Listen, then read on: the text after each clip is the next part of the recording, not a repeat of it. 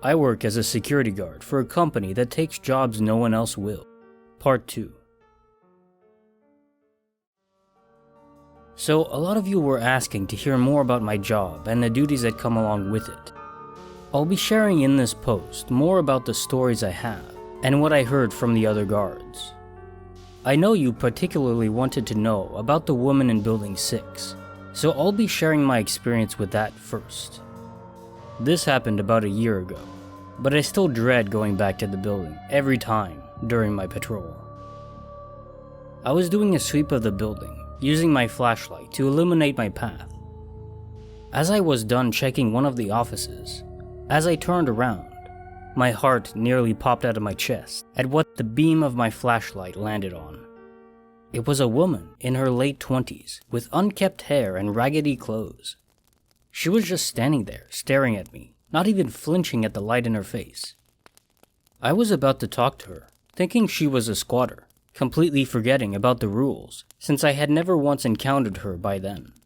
And then, when I remembered the rules, that I was supposed to ignore her, my heart started to thump fast. I lowered my flashlight to my waist, pretending I was looking at something on the wall to prevent her from seeing my beam bouncing up and down from the trembling hands. I remembered that I had to do a full sweep before leaving if she was here, and I was only done with one floor. So at the thought of this, I cursed in my mind. "Hey, I'm sorry. I think I fell asleep in one of the offices and stayed after closing," she said, but I ignored her. I pretended to look around some more, but I knew I could only do it so long before she got suspicious. So I decided to test my luck and just went for the door. As soon as I was inches close to her, she just stepped aside and let me move along. I strode to the next office, but heard her following me right behind. "Hey, can you please let me out? My children must be worried sick," she repeated. The next 15 minutes or so, she was breathing down my neck, constantly trying to grab my attention. As I entered one of the offices, she pointed to the corner opposite of where my beam was and said, "Hey, what's over there?" I fought the urge to look there, knowing she was lying, but half scared that someone would just jump me right around the corner. As I progressed with my sweep, she became increasingly irritated, throwing stuff in my direction. Not at me, mind you, but trying to startle me by throwing them in front of my face, etc.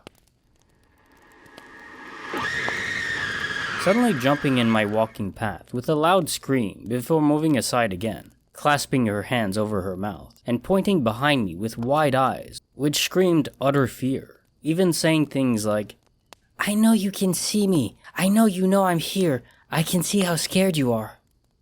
I ignored all her provocations as much as I could, and by the time I was back on the first floor, more than ready to get out, she was saying things like, "Are you sure you checked all the rooms?" giggling along the way. I put the key in the keyhole and everything went quiet.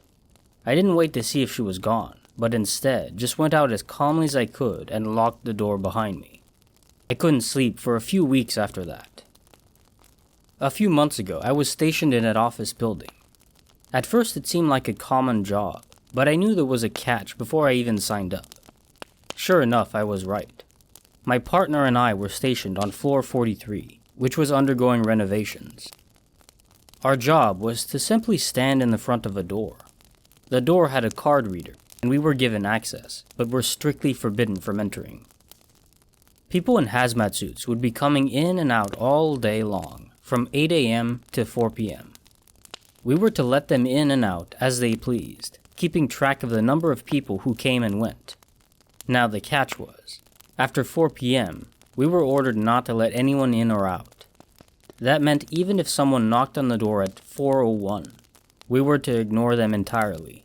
There would always be at least 3 people who'd try to leave the room after 4, always asking politely, and then becoming increasingly desperate, saying they simply lost track of time and pleaded with us, saying that their family was waiting for them at home. We always ignored their crying and pleading, no matter how desperate it was, until it turned into whimpers, and then finally stopped. Now, I've only seen the room from the door, and from what I could see, it was just a normal room undergoing renovation for the rest of the floor. so whatever was in there must have been deeper inside or hidden in plain sight.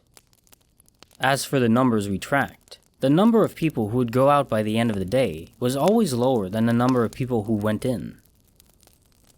One story a guard named Chris told me was about this time in an old mansion guarding a big mirror. He and his coworker were in the security room, patrolling every hour, especially making sure that the mirror was covered with the sheet. They were to, under no circumstances, look at the mirror. They had a camera feed of the mirror, which was on the bottom floor under the stairs, but it was turned so that the reflective side faced away from the camera.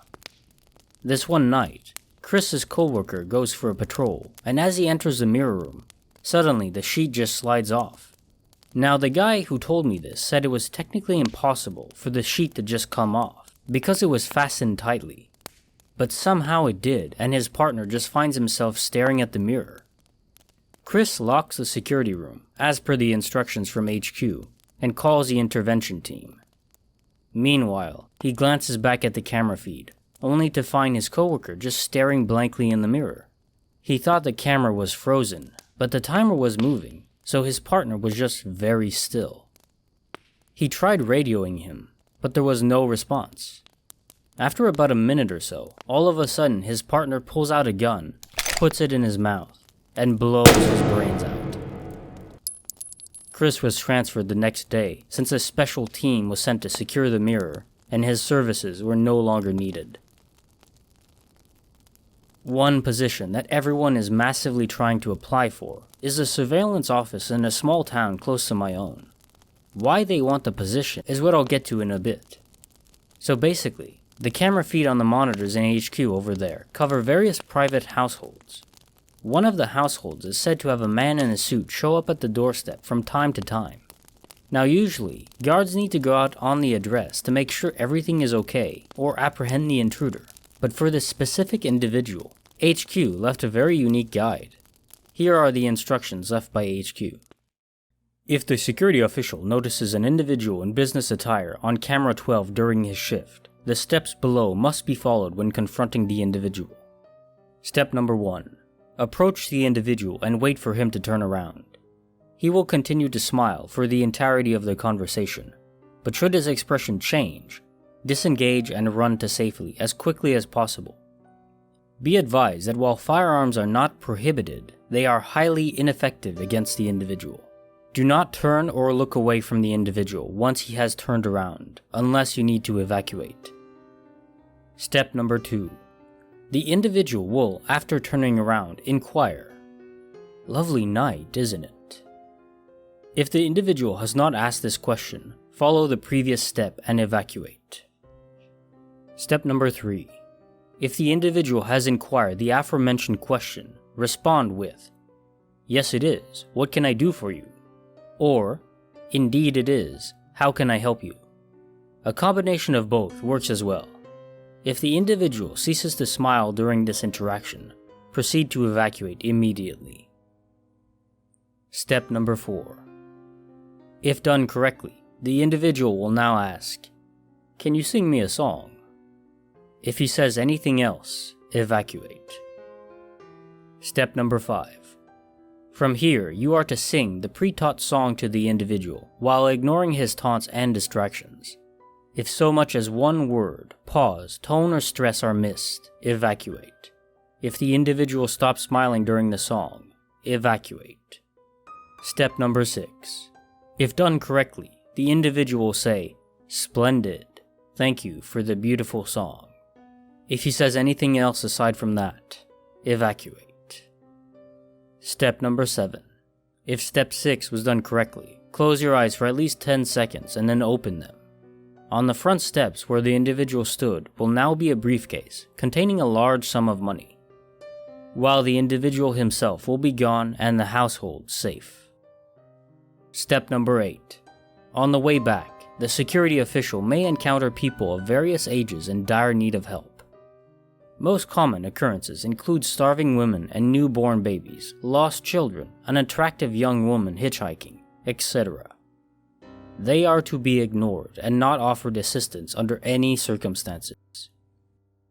Step number 9. Return to post and turn off camera 12. Note: the company does not claim the reward from the individual. Therefore, the security official is free to keep it. The high-risk, high-reward position makes it attractive to many people, but most of them never live to tell the tale. I was also told that the candidates go through rigorous training, focusing primarily on sprinting. The candidates also need to pass the test, which simulates the encounter with the businessman no less than 5 times with 95% or higher score.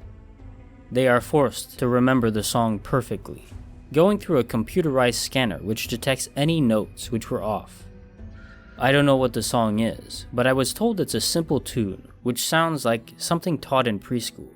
Anyway, this is as far as I'll go on this post, but I have some more stories to share in my future updates. In the meantime, stay safe and try to stay away from these kinds of things. They sound attractive due to pay or a rush some people thrive on, but a tiny mistake can cost you your life, or worse.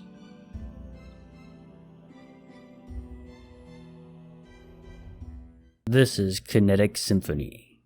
If you've enjoyed this narrated story, please subscribe and like the video to help me grow. Thank you.